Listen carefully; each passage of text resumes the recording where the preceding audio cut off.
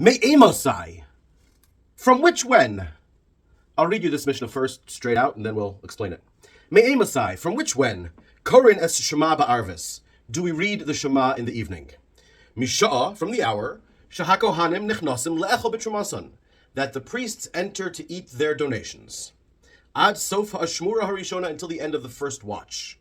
Divrei Rabbi Eliezer, those are the words of Rabbi Eliezer. V'chachamim omrim, and the wise men say, ad chatzos, until the half. Rabbi Gamliel says, ad sheya'aleh amud hashachar, until the morning pillar arises. Maisa, there was a story. Shabo Banav mi Beis HaMishneh, that his sons, Rabbi Gamliel's sons, came from the house of partying, of drinking. Amrulo, they said to him, Lo karinu es Shema, we didn't read the Shema. Amar lehem, he said to them, Im lo Allah amud hashachar, if the morning pillar has not risen, chayavim atem likros, you are responsible, required to read. V'lo zo bilvad, and not only this, ela kol mash amru chachamim, everything the wise men said, ad chatzos, until the half. Mitzvasan, their commandment is actually ad sheya'aleh amud hashachar, until the rise of the morning pillar. Hekter chalovim v'yevarim, the smoking of the fats and the limbs. Mitzvasan, their commandment is ad sheya'aleh amud hashachar, until the arising of the morning pillar. And all the things that are eaten to one day, mitzvasan ad sheya'aleh amud hashachar, their commandment is also until the rise of the morning pillar. Imkain, if so, lama amru chacham machatzos, why did the wise men say until the half?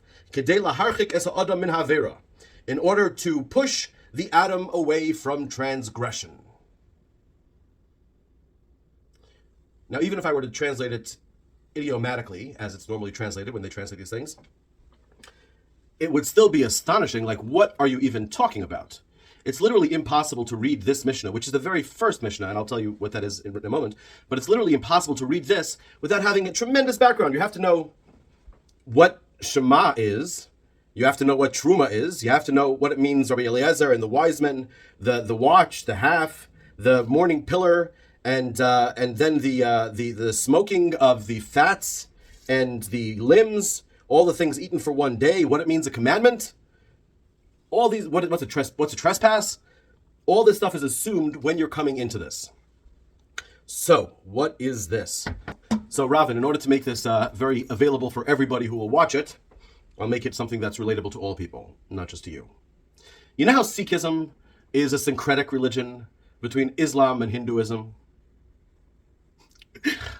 No, but seriously, I'm being serious. The Eastern religions, for the most part, are dealing with how a person should live life. They don't really deal with a sense of history. The monotheism religion, what people call the Abrahamic religions, and I guess we can call them religions just simply because, they all argue with each other, so fair enough, go ahead and call it that. But the essential of the monotheistic religion, and I'm going to ignore here Akhenaten and other possibilities that we can call monotheistic because really it's a bit of a stretch. It has a single man, unlike, let's say, according to some versions of Hinduism, and obviously Hinduism has many different versions, which, you have the caste system from the Manu, the code of Manu, which, supposedly the people are coming from different parts of a man. There's the head, there's the feet, and then there are some that don't even come from the primordial man. The Torah actually plays on some of those ideas. For example, the Torah, of course... In a moment, I'm going to be explaining the oral law and why it's meant to be oral and not written down, because of the problem of writing things down, how easily they can be misunderstood, especially because things are intended to be in conversation. When you're teaching, there's supposed to be the other person there live with you, ideally just one-on-one. And that's the kind of thing that can't really be done in a book or in a recording. And therefore, sometimes people can have a misunderstanding based on where an author, especially a live recording like I'm doing over here, where I was going to go and where it ended up going because I realized that it would have taken too long. I was going to give a very brief, although of course it couldn't be done very briefly, which is why I didn't, but a very brief understanding of the distinction between the Western and Eastern religions when it comes to the matter of history and what their purposes are. And once I mentioned the Code of Manu, I was going to explain certain words that might sound mythical or might sound idolatrous that are in the Torah, and you have to understand that they are using the language of their time and changing all of it. For example, if you know about Tahomet, and to home, then you know what I'm talking about. That's where I was going. If you don't know, you don't have to know. It's not for now, and it would take many hours to explain if you're not familiar. So I just needed to insert this right here, lest somebody misunderstand what I was going to say. The Torah, when I say Torah, I mean the 5 books of Moses, the first part of the Bible, because the written Torah is basically, as far as Jews are concerned, what we call 2 Torahs. Really, there's just one Torah, but just to explain, there's the Bible, what Christians would refer to as the Old Testament, and that's divided into 3 parts. The first is called the Torah, the second is called Nevi'im, or prophets. And by the way, the word Torah literally means instruction, hora'ah, to show, showing you the way. Literally, that's what it means, atah hareis aladas. It's showing you the way, Torah, showing you instruction. Nevi'im literally means prophets, and Ksuvim literally means writings. And together in Hebrew, they're called Tanakh. That's the Old Testament, Tanakh. So Torah, the first 5 books of Moses, that's what's written on parchment in a special dye and what's read every single Sabbath and also a couple of times during the week in synagogues. And that's really the essential of where Jewish law comes from, and that's considered the 5 books of Moses. And then beyond the Tanakh, beyond the written law, and again, the Nevi'im and Ksuvim are already levels of, they're still part of the written law. They're part of what the Christians call the Old Testament. They're essential to the Jewish law, but they're not at the level of Moshe, of Moses, who panim el panim. God spoke to him face to face. God doesn't have a face. Right. These are metaphors. They were spoken for that generation. The oral law is an explanation of all these things, because obviously things get lost in translation. And when you write something down and it gets fossilized, there's a problem that generations later on aren't going to understand. What was a joke? What was intended seriously? What was said sarcastically? All this gets lost, easily gets lost once it's set in stone, once it's written down. So the idea of the oral law is that there would be an authority figure, or an authority figures, a court, a high priest, a king, people who would be able to explain this is official Jewish law when people don't know for sure what the Torah has to say about it. There's the oral law that's passed down through the generations to the people, the great people of generations. By the way, regarding that, once I mentioned Eastern religions, and this of course is not related to Sikhism in any way, although my point with Sikhism was that, well, okay, I guess this is becoming a long version of my introduction, so I'll finish it up quickly until I get to do that Mishnah. The Tao Te Ching, and for people who are watching this who are Jewish who are concerned that I'm referring to Avodah Zorah, first of all, this is Bizman Hazeh. In these days, Avodah Zorah means idolatry. I can't tell you what to think and believe, so I'll leave it aside. But these days, you are not well served to be thinking in such terms. Avodah Zorah is true. It's just not what you think it is. I mean, it's true. I mean, there is such a thing as idolatry, and you're probably serving it. It's not Taoism. You don't have to worry about that. So the Tao Te Ching begins with the verse that the Tao which can be written is not the eternal Tao. Names which can be named are not the eternal names. In other words, something is lost. They're saying, don't trust this book, which is unbelievable. It's brilliant.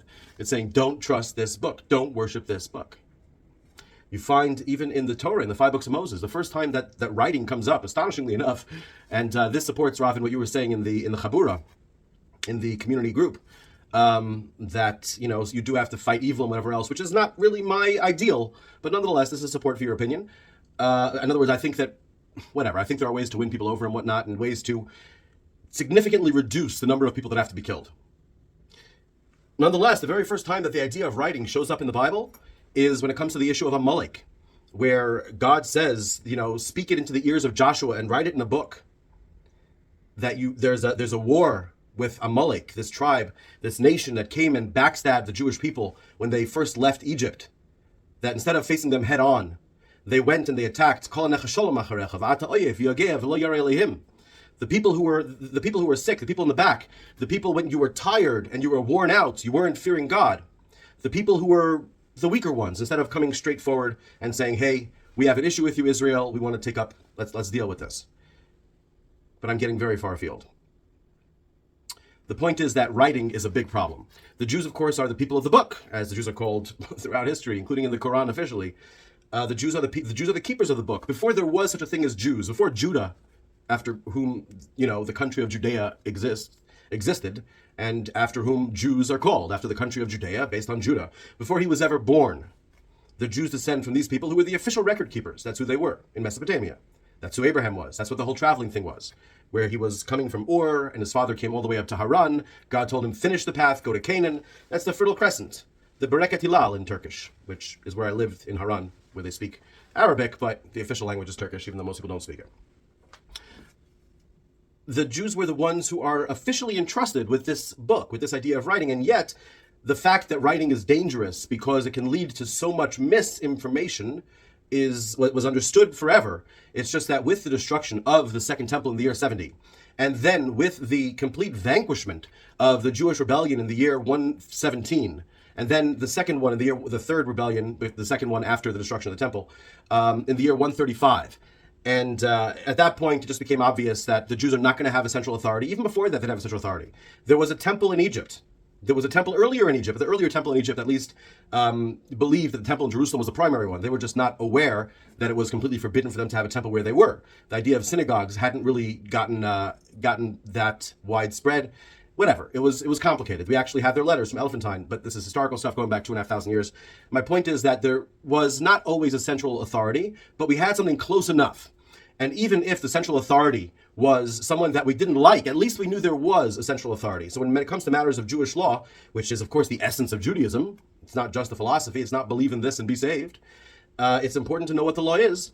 But once the temple was destroyed, and again, I'm saying this many times, the official guy was a bit problematic. Many times the official people in charge were way off. Nonetheless, unless they were way, way off, going in the absolute 180-degree opposite direction, there's a point to cohesiveness. You're not allowed to have separate communities, and therefore you follow the one rule. But then with the destruction of the Second Temple, at this point there was already most Jews, even during the Second Temple, most Jews were not living in Israel. With the destruction of the Second Temple, there was no central authority whatsoever. So the rabbis had no choice. There were a lot of people who opposed it. A lot of the rabbis themselves opposed it. They all opposed it, some more strongly than others. But they decided they had no choice but to collate the basics of Jewish law. The basics of Jewish law from the Torah. Now you'll realize, of course, if you've read parts of the Torah, the 5 books of Moses, or the entire Old Testament, so to speak, the Tanakh, the Torah, Nevi'im, prophets, Ksuvim, writings, it doesn't really go through, this is law number 1, this is law number 2, this is law number 3. It's not written that way. It's a whole different kind of book. And therefore, later on, when Maimonides, who I have mentioned a couple of times, who I respect tremendously, a fellow who lived in the 12th century, when Maimonides, I was going to use the word reformed, but it's not correct.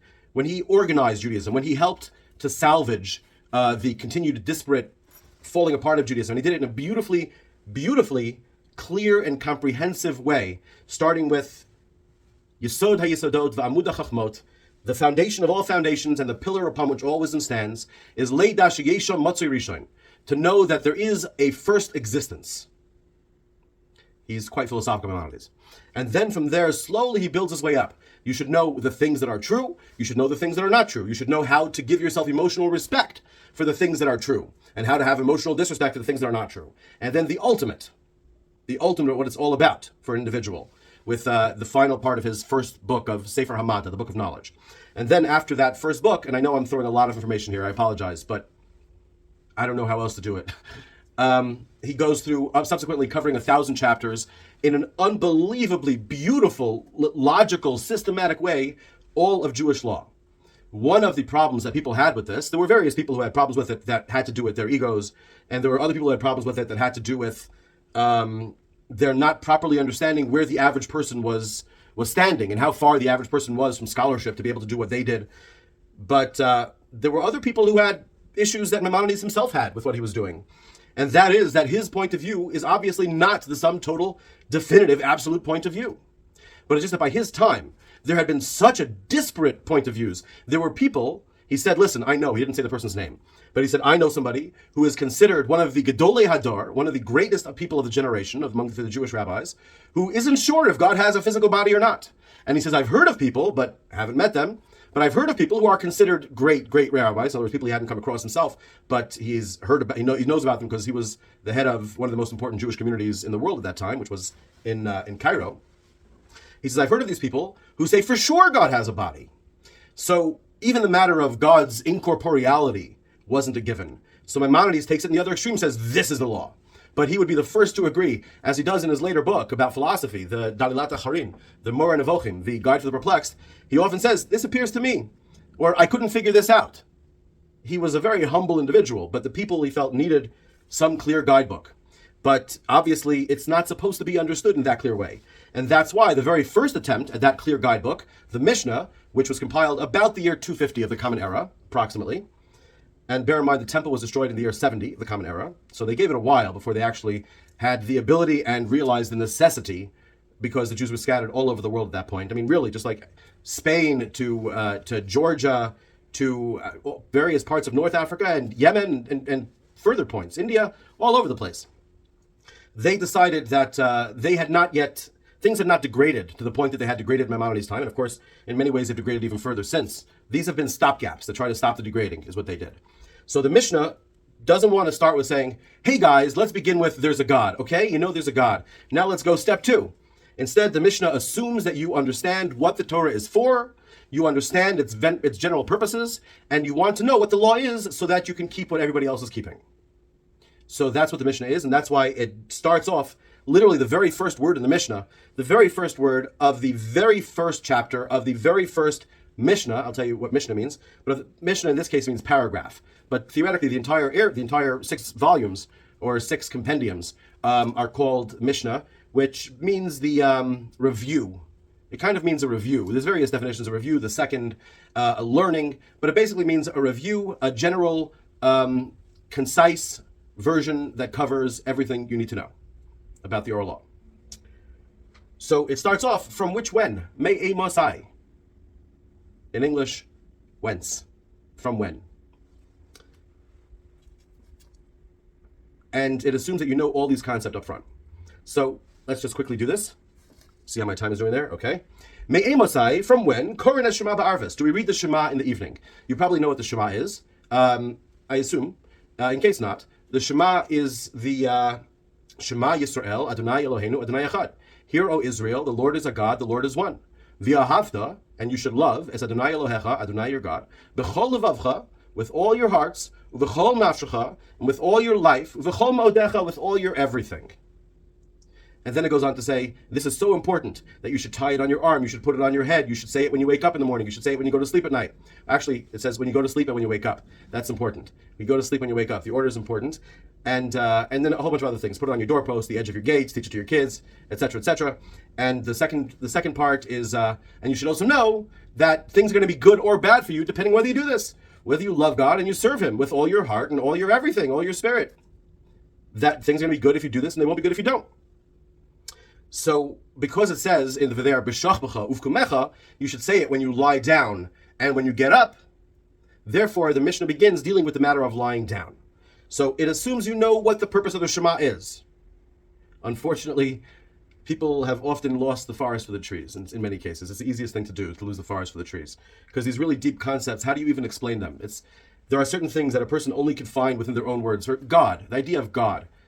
God. Someone I just saw today, it doesn't matter, I'm not going to get sidetracked on this, but the idea of God essentially is that which cannot be expressed, literally cannot be expressed. That's why people don't usually say the 4-letter name of God. It's something, I is what I is. I am what I am. That's how God introduced himself to Moses. It's all that which we know is incomprehensible to us. So these sort of things which can't be taught, it's impossible to teach. All you can do is give people inclinations that'll help them come with their own understandings. So the Mishnah doesn't even deal with it here. It's just giving you the rules. When do you say it at night? What's the deal? What does it mean, say it at night? What does it mean, say it by day? So, from when do you say the Shema at night? To when do you read it? Because unlike prayer, because there's really 2 major parts, according to Jewish law, there's 2 parts to prayer. One is the Shema, and the second is private prayer between you and God. Whatever God means, which again is not something that can actually be expressed. It's not something that can be fully defined. Literally definition, in Hebrew also, Hagdara, means definition in Hebrew. From the word gader, which means a fence, a boundary. Being as God, there is nothing outside of God. God is all-encompassing. God is the ultimate reality, the ultimate truth, whatever that happens to be. We cannot give God definition. We cannot, chisel away until we have something that's shaped like God. It's simply undoable. So tefillah is usually actually done completely silently. That's a whole different subject. And if you're interested, if enough people are interested, if you're interested alone, forget anybody else. If you're interested, I'll be happy to learn more Mishnahs in the future, and eventually we'll get to discussing tefillah. But for now, Shema. And the essential of Shema is really that the essential of Shema is that the powers, the Elohim, are just one. We have a name for that Elohim. For those, Elohim is plural, powers. But we have a name because it's really just one. We have a name for it, the four-letter name of God, Yud, Hey, Vav, Hey. Nobody knows the correct way to pronounce it. Therefore, I'm not too worried when I do pronounce it sometimes. When I do, I have my reasons for it. Sometimes, in fact, it's to mock people's misperceptions of it because it should be done that way. Usually it's done for respectful reasons. But everything to do with God is just ridiculous these days. Everything to do with the word God, it's just ridiculous. It's absolutely ridiculous. Absolutely ridiculous. People are talking about completely different things. It's just really, really stupid. So you read the Shema because it's official parts of the Torah, and it deals with, like I said, that Hear, O Israel, the Lord is our God, the Lord is one. Not really the Lord, but the Elohims is Yud He Vav He, and it's really just one, worshiping the one, the unique, the only, and that you should love it with everything you got, and serve it with everything you got. And it'll be good for you if you do, it'll be bad for you if you don't. To that effect, on my channel, I posted a little short from one of my mentors, Rabbi Noach Weinberg from Esha Torah. Just about 15 seconds. And he says, if you don't love life, you're not in love with God. It is the way. It's essential. That's why these things are just a couple of verses, but you can spend millions of books trying to understand them, and oftentimes the more books you read and write, the further you'll get from understanding them, but it's just essential stuff. Anyway, so this is the Shema it's referring to. From when do you read the Shema in the evening? Because it says you should read it when you lie down and when you get up. So, Mishah, from the hour, Shah Kohanim, that the priests, you probably know that these are people who are descended from Aaron, possibly descended only from Aaron, from certain of Aaron's descendants, or possibly from all of his descendants that lived. Aaron, the brother of Moses, and I'm not saying there's people today who have the last name Cohen who necessarily do descend from Aaron or even come from that community at all. Obviously, you get special honors if you're a Cohen. There have been people who took the name, but not that many. They've done genetic studies, and they found that the majority of people with the name Cohen, or a tradition that they are Cohens, they actually have a common ancestor going back thousands of years on the male side, which is pretty wild stuff. So it's from the time they entered to eat their donation, because basically they were the people back in those days before rabbis. They were the official class, the official caste. That caste is not really the right word, but the official class of people who were dedicated to serving God. They had to be on a very high level. Of course, it didn't always work out properly. Way back when, before King Saul, the first king of Israel, the person who anointed King Saul and King David, Shmuel, studied under someone named Eli, who was the high priest. Eli's sons, the Bible tells us, were not up to snuff. They were taking advantage of their position. So throughout history, oftentimes the leaders were not Cohens. Oftentimes they were, oftentimes they were not. But the ideal is that this class should be dedicated to this. And in those days in the temple, they were. Even there. But like I said, I have been a tour guide in the old city of Jerusalem, and I've given people tours of some of the Cohens' houses. And they lived oftentimes like kings in ways that they really should not have. There was there were other people who were incredibly pious among the Cohens. Anyway, this is human stuff. But the Torah it tries to be pretty clear about what should be and what shouldn't be. So from the time that they entered to eat their truma, so their food was food that was taxed by other people, generally speaking a 2% tax. Again, complicated, but generally speaking. And they had to be in a state of purity. As Maimonides, Rambam, who I mentioned earlier, as he explains, it's important. The analogy he would give today is a museum, right? You go into a museum and you see a painting on the wall, and it's the only painting in the whole room. Well, you paid to enter the museum. You took the day off from work. You got the kids with you. You'll notice the amazing parts of the painting. On the other hand, if it's just flashed at you at billboards as you're driving down the highway, you really just don't give a damn. You're not doing that now. That's not who you are. That's not where you are. So the Torah, according to Maimonides' understanding of purity and impurity, wants to make sure that when you're engaged, because a person can't be 24/7 always at the highest level, always completely in tune with God. Even Moses, it's a question, people debate whether Moses himself ever reached a time where he was 100% for the rest of his life always connected with absolute truth. I'm setting aside any kind of historical discussion here. I'm just talking about Maimonides' perspective on these things. So therefore, when you're going to a museum, or when you're going into a theater, or going to a park, you're going to something with a certain intention, you're buying a ticket, it puts you in a different space. In theory, you can, and I sometimes do this with other people especially, but on my own as well, an art time instead of an art space. The next 10 minutes, everything is art. Forget about what's useful in what way. It's just art. Don't judge it. Don't like or dislike. Don't, it's just art. So the same thing with sanctity. Same thing with focus. Focus. So that's why the priests who were dedicated to God, when they were going to eat their food, which came from taxation, sacred, the taxation was sacred. It was considered. It wasn't the kind of horrible taxation that's taken place ever since. They had to be in a state of purity. And for that, you have to go to the mikveh, you have to go to ritual bath, etc. And this is in the evening. So that's what it's saying when it says the evening. But essentially it means more or less nightfall, but it's not phrased that way. So ad sofa ashmura rishona, until the end of the first watch, which was a concept that was understood in those days. The Talmud, which is based on the Mishnah, discusses what is a watch. What does that mean? A watch, of course, if you have an army that's out in the field, right? You're going to have people that are awake at all times, but nobody can be awake 24/7, so you have different watches. Same thing for all different kinds of possessions you want to protect and all different kinds of other things. Even protecting your things from animals, you need watches. So a watch was either 3 hours or 4 hours, depending on the point of view. And people depend either 4 watches per night or 3 watches per night. And therefore, they say until the end of the first watch, which is approximately 3 hours, because it says you should say it when you lie down. So people are usually lying down, especially before we had electric lights. People are lying down when it gets dark. Back in those days, an hour, for the most part, didn't mean 60 minutes. It meant that you take the daytime, which could be long, could be short, depending on whether it's, the summer solstice or the winter solstice. You take the daytime, divide it into 12. You take the nighttime, divide it into 12. So obviously, usually, your nighttime hours and daytime hours are going to be different sizes. But people usually went to sleep shortly after it got dark. So that's why when it says you should say the Shema when you lie down, it says that you should say it until the end of the first watch. Divrei Rabbi Eliezer. These are the words of Rabbi Eliezer. Because in that time, there were already different points of view. In that time, in the Second Temple period, and definitely afterwards, again, this is just 150 years, approximately 150 years after the Temple was destroyed. But even during the Second Temple, there were so many different points of view already. Because the central authority had lost its trust. It was already somewhat purchasable from the Romans. And therefore, different schools of thought and different schools of practice arose all over the Jewish world, especially in the land of Israel, which was still considered the center of authority in those days. And the Jews at that time didn't yet write down officially the Mishnah, this oral law, because there still was a central authority, and they hoped that sometime they'd be able to recapture it for themselves, for what they thought was righteous. People who were not corrupt. Not corruptible is the ideal.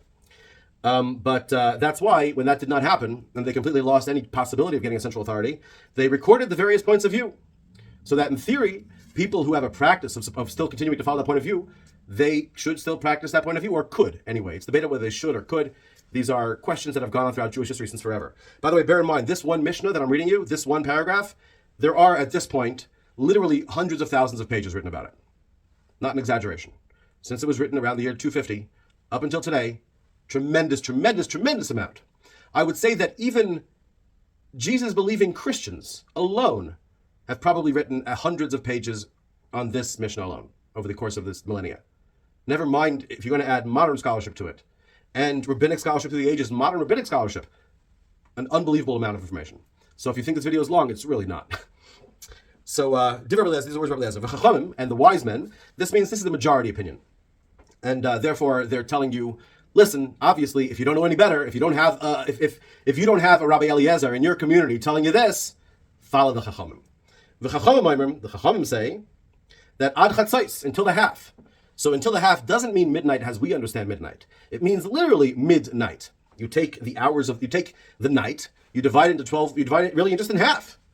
As many nighttime hours as there are, which is long right now in where I am in New York at this moment, and it's short in Australia, however long your night is. So then it says Rabban Gamliel, but our master, our Rabbi Gamliel, who was like the Nasi, the official prince, the official leader of the Jewish people without a proper Torah-designated title. He didn't have an official title like king or high priest, which are the titles the Torah designates, but he was the head of the Sanhedrin. Sanhedrin is a Jewish court, but Sanhedrin is a Greek term. It is not a Jewish term. The Torah doesn't say that you should have a court of this number of people. But based upon, I'm getting too far afield, so let's finish this. Rabbi Gamliel says that ad sheya'ala amar hashachar, until the rise of the morning pillar, which means until it gets light. Before the sun comes up, once it gets light, well, it's not time to go to sleep anymore for most people. So therefore, that's it. It's, you missed your opportunity. It's nice to say the Shema, but you missed your opportunity to recollect the importance of loving God and the unity of reality in the nighttime. So there was a story. So basically you have here 3 points of view. Rabbi Eliezer says that you only do it basically a quarter of the night. Probably means 3 hours is what he meant. So in other words, a quarter of the night. The majority of the rabbis say half the night. And Rabbi Gamliel says the whole night until it starts getting light, before the sun comes up, until it starts getting light. Maisa, there was a story. Because stories are, everyone breathes a sigh of relief when you come across a story in the law. Maisa, so they put it in the first Mishnah, keep you interested. Maisa b'Rabban Gamliel. Wait, no, wow. Somehow, that wouldn't happen in a physical book. It scrolled down about 5 paragraphs. Maisa, it was a story. Shaba'u vanav b'beis HaMishta, that his sons came home from the house of drink. Probably means a wedding. His sons came home from the house of drink. Amrlo, they said to him, Lo karinu es Shema, we have not read the Shema. Amar lahem, he said to them, Im lo ola amud hashachar, if the morning pillar has not arisen, chayav v'naten likros, you are required to read. Rabbi Gamliel understood the importance of authority. There's various stories in the Talmud about it, and he utilized his authority. He understood the importance of there being a central point of view. So he's telling you here, and this is included in the very first Mishnah to give you a few hints about how the oral law works. He's telling you that, yes, the majority of the opinion of the Chachamim is true, but, and this is probably included here because it probably became more common for people to have lights. Not electric, of course, but for, as economies get more advanced, there's more people that have to be awake at night, and therefore there's more reading lamps, etc., etc. So he says that, no, you do have to read it all night, not just until, we don't follow the point of view of the majority that say you should read it only until chatzos, only until half the night. He says, V'lo zo bavad, not just this, does it say where the rabbis, in theory only half a night, but really it's referring to the entire night.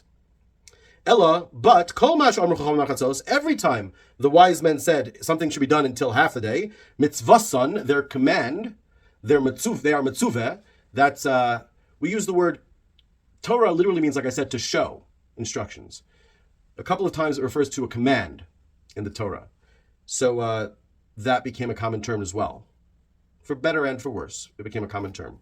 People take it seriously, as they should, but at the same time, it makes it harder for people to understand the essence of it because it becomes didactic. It's something that you're taught and you have to follow because you're raised with it, and it gets complicated that way. Anyway, so mitzvasan, so he says, all the things that the rabbi said, ad chatzos, until the half, mitzvasan, their command is ad shi'al amud hashachar, until the morning pillar rises. For example, hekter chalavim ve'varim, the smoking, the burning of the fats and the limbs, these are parts of sacrifices that were burned in the temple that continued to be burned at night.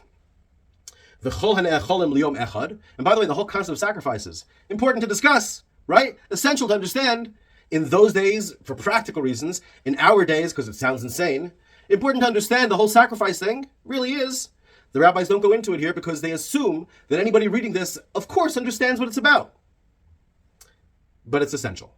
And if I had another few hours, if I knew that I'd have your attention for a few hours, I would probably spend some time on it. So, he says, all the things that you're supposed to eat within one day, various sacred foods that are part of sacrifices that are brought and things like that you're supposed to eat within one day, in part because for how long can a person stay focused? We're talking about meditation, we're talking about kavanah. We're talking about setting your direction, your mental, internal third eye, so to speak, your focus in a certain sacred way to eat this food in holiness. As all food originally was eaten in holiness, is intended to these days to be eaten in holiness as well. This is a super level of holiness, things you're supposed to bring to the temple and eat within one day. So it says there as well, with these things, mitzvason achi ala amud hashachar, their commandment is until the rise of the morning pillar. Im kain, if so, lama amrucham machatzos, why did the wise men say until the half of the night? Kedei, in order, laharchik, to cause to be distant, es ha'adam, the man, the Adam, min ha'avera, from the transgression.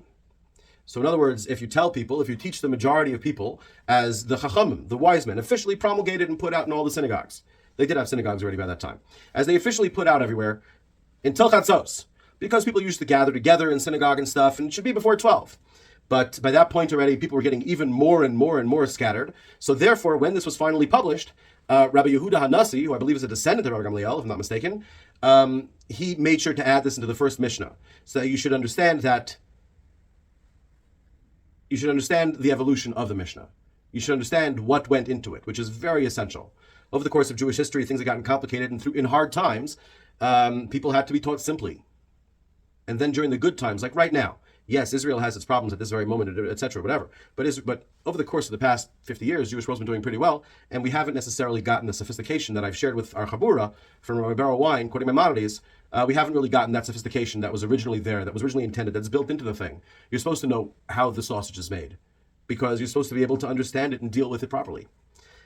In any case, this is in honor and memory of the beautiful life of my beautiful beloved grandfather Nachum, and in honor of his two sons, my father and my uncle, and in honor of you, Ravin, 100% in honor of you, because you're the perfect person to do this with. The only thing that would have made it better, actually, and maybe we should do that, would be to actually do it as a Skype or a Zoom, record that, because I'm so familiar with this. I don't really know which parts were totally glossed over, which were unnecessary, whatever.